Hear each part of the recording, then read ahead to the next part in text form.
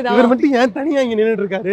ராஜஸ்தான்ல இருந்து வந்திருக்காரு. இந்த டீ இங்க போடுறதுக்காக இந்த செட்டப் தூக்கிட்டு எங்க வேணாலும் போய் நிப்பாரு. கொஞ்ச நேரம் அங்க நிக்கப்பாரு, கொஞ்ச நேரம் இங்க நிக்கவாரு. ராஜஸ்தான்ல இருந்து வந்திருக்காரு. அங்க இருந்து ட்ரெயின் புடிச்சு நம்மளுக்காக வந்திருக்காரு. 4 நாள் டிராவல் பண்ணி வந்திருக்காரு. இந்த டீ இங்க போடுறதுக்காக நம்மளுக்கு குடுக்கிறதுக்காக தான் அவரோட ஸ்பெஷல் மசால், புஷ்கர் மசால். இங்க இருந்து நார்த்ல இருக்க ஒருத்தரை தேடி கண்டுபிடிச்சு. ஆமா, மொழி பிரச்சனையே பயங்கர பிரச்சனைங்க. நான் வந்ததுல இருந்து என் கண்ணை உறுத்திட்டு இருந்தது இவரு. எல்லாமே உறுத்துதா. இவர் மட்டும் ஏன் தனியா இங்க நின்னுட்டு இருக்காரு? அதான் இவரோட ஸ்பெஷாலிட்டியே. இவரு இந்த செட்டப்பை தூக்கிட்டு எங்க வேணாலும் போய் நிப்பாரு. கொஞ்ச நேரம் அங்க நிக்கப்பாரு, கொஞ்ச நேரம் இங்க நிக்கவாரு. எங்க நிக்க சொல்றோமோ நிக்கவாரு. நம்ம பாய்லர் செட் எல்லாம் அப்படி நகர்த்த முடியாது இல்லையா? ஆனா இந்த செட்டப்பை வந்து நகர்த்திடலாம். பயமா இருக்கு. இதுலயே வந்து ஒரு ஸ்டாண்ட் மாதிரி இருக்குங்க. இதுலயே வந்து கீழ வந்து ஒரு கறி போட்டு ஒரு அடுப்பு இருக்கு. இதுல ஆக்சுவலா மேல என்ன இருக்கு? உள்ள டீ, இது சாய். ஓகே. ஆமா. சோ இவர் வந்து புஷ்கர்ங்கிற ஒரு ராஜஸ்தான்ல இருந்து வந்திருக்காரு. அங்க இருந்து ட்ரெயின் புடிச்சு நம்மளுக்காக வந்திருக்காரு. 4 நாள் டிராவல் பண்ணி வந்திருக்காரு. இந்த டீ இங்க போடுறதுக்காக நம்மளுக்கு குடுக்கிறதுக்காக. எப்படி ஃபைண்ட் பண்ணீங்க?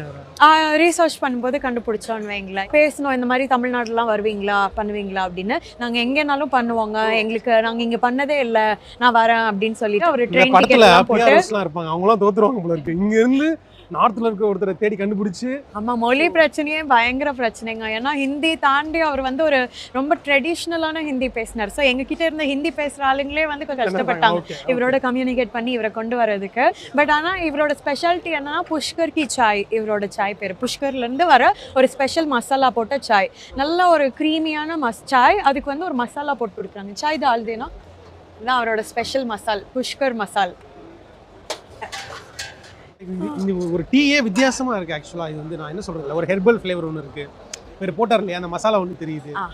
மில்க் டீ டேஸ்ட்டும் இருக்கு எனக்கு தெரியும். சாய் ஓகே. வந்து பீட்சா கவுண்டர்ல. ஆமா. ஓகே. சோ இப்போ இங்க இருக்கதெல்லாம் டாப்பிங்ஸ். இதுல வந்து கேப்சிகம் இருக்கு, paprika இருக்கு, ஜலபினோஸ் இருக்கு, டொமேட்டோ சாஸ் இருக்கு, ஆனியன்ஸ் இருக்கு.